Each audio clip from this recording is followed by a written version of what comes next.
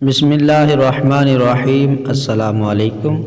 روایت ہے حضرت عبداللہ ابن عمر سے فرماتے ہیں کہ فرمایا نبی صلی اللہ علیہ وآلہ وسلم نے کہ جس میں 4 عیوب ہوں وہ نرا منافق ہے، اور جس میں ایک عیب ہو ان میں سے اس میں منافقت کا عیب ہوگا جب تک اسے نہ چھوڑ دے۔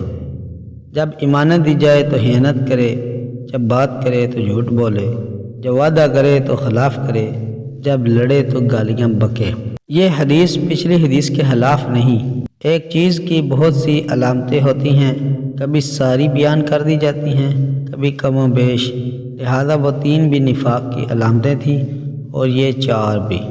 منافق عملی یعنی منافقوں کے کام سے کرنے والا، جیسے رب فرماتا ہے اقیم الصلاۃ ولا تکونوا من المشرکین، یا حضور فرماتے ہیں من ترک الصلاۃ متعمدا فقد کفر، یعنی بے نمازی ہونا کفر عملی ہے، کافروں کا سا کام۔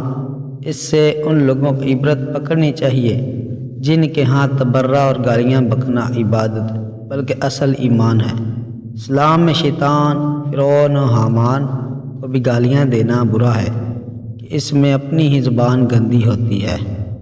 روایت ہے حضرت ابو ہریرہ سے فرماتے ہیں کہ فرمایا نبی صلی اللہ علیہ وآلہ وسلم نے منافق کی 3 علامتیں ہیں۔